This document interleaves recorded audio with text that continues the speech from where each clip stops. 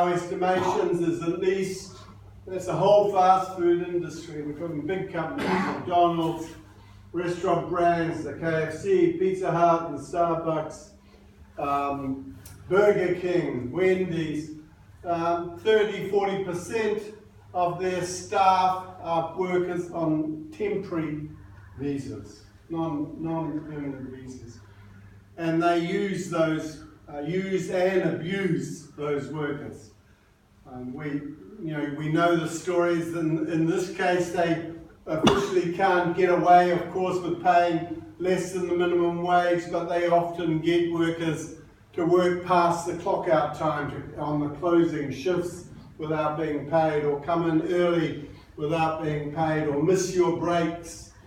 And we have fought to try and organise these workers to try and improve the conditions for all workers, because the fundamental thing we know is if they can push one group down far enough, then it drags everybody down. And if we can lift everybody up, then it lifts everybody up as well to improve the conditions for all workers. Where we've been able to break the cycle of fear in some of these companies, we have been able to significantly improve the position for all workers in some of these companies. Not all of the time.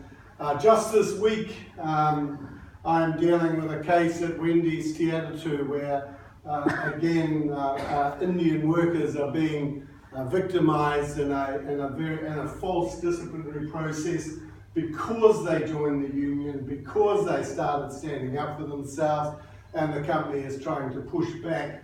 And I have two of those workers of Indian origin who are being subject and threatened with dismissal through no fault of their own, except for standing up for their rights, and the company getting scared of that fact. So we also know that this temporary work industry with people with fewer rights, especially those workers who are tied to particular employers, where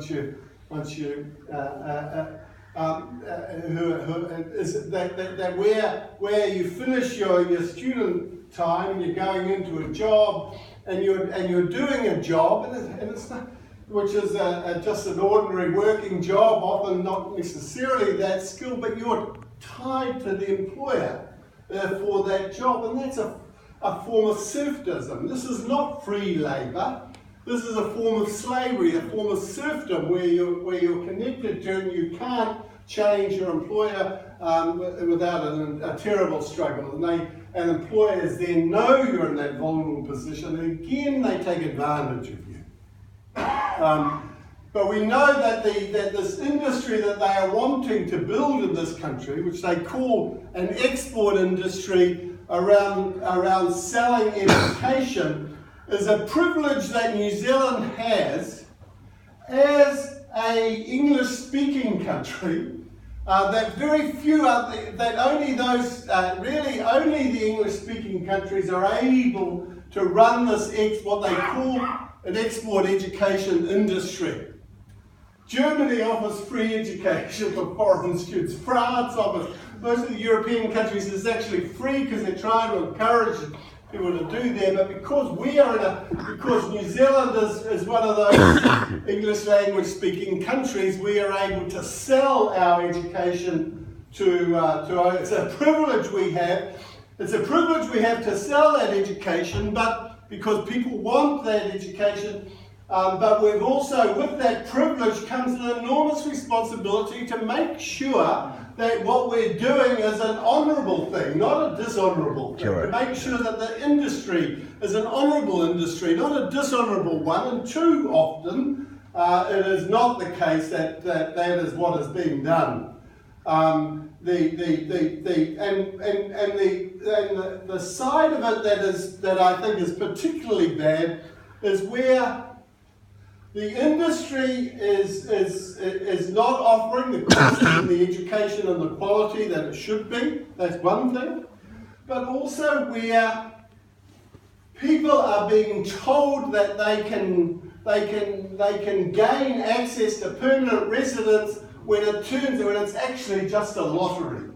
They're being promised this route to permanent residence when it's simply not guaranteed for anybody. It's a complete lottery whether you succeed or not. Overall, only 1 in 5 students who begin foreign students who begin a tertiary education course in New Zealand, only 1 in 5 of them ultimately transitions to permanent